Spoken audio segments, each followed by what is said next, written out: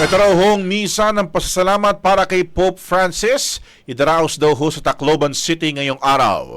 Live mula sa Tacloban, Brigada Haji Camino, i-brigada mo! Brigada Live Report.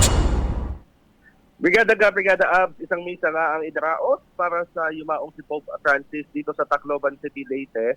At ito ay itinaon sa araw ng libing ni Pope Francis. Ito'y tinawag nila na paghinumdum at tribute of gratitude na isasagawa sa Daniel Z. Romualdez Airport Tarmac alas 2:30 ng hapon mamaya.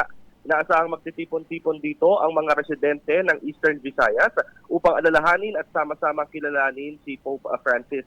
Kung matatandaan ninyo, noong Enero ng 2015, bumisita mismo si Pope Francis sa Tacloban na siyang ground zero ng pananalasa ng Super Typhoon Yolanda noong 2030. Kumbaga, naging emotional nga yung misa na pinangunahan ng Santo Papa noon.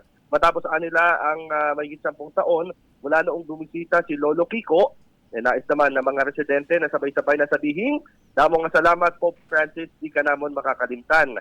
Ang pagtitipon na Brigada Gab at Brigada Abs ay hindi lamang para sa pagtuluksa, kundi pa sa salamat nga sa Santo Papa na nagbigay ng inspirasyon sa milyon-milyong mga individual at ang naging pagbisita naman niya ay nag-iwan ng napakalaking epekto sa puso ng mga tao rito na hindi kailanman malilimutan. Bukod sa misang pangungunahan sa airport mismo, Brigada Gab at Brigada Abs, meron ding earlier mass na isasagawa naman sa Metropolitan Cathedral sa Tacloban City ng alas 12 ng tanghali. Brigada Gab. So paano yung mga Thanksgiving masses na gagawin dyan, Brigada Haji? That's prior to the scheduled funeral mass na gagawin naman doon sa Rome, sa Italy, kung saan, kung kailan, mamaya, alas 4, ililibing na si Pope Francis. So, prior to the funeral mass, lahat ng mga masses na gagawin dyan.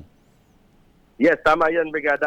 Itinaon lang talaga sa mismong araw ng libing. Pero kumbaga, mauuna yung mga nakaschedule ng alas 12 at saka alas 2:30 ng hapon. At ang inaasahan natin din mamaya ng mga dadalo ay siyempre si House Speaker Martin Romualdez.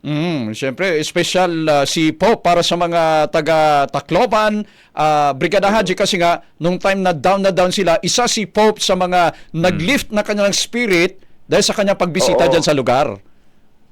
In fact, sa Brigada Abs, kung matatandaan ninyo, bumabagyo pa nung time na yun.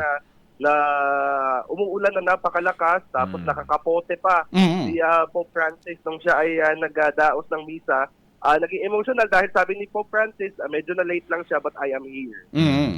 Okay. Thank Salamat. Ayun. Ingat ka dyan.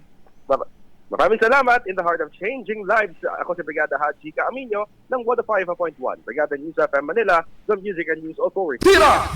Ang bahaging ito ay hatid sa atin ng Standout ES4 Capsule. Simulang tuparin ang pangarap ng iyong anak. And stunting now,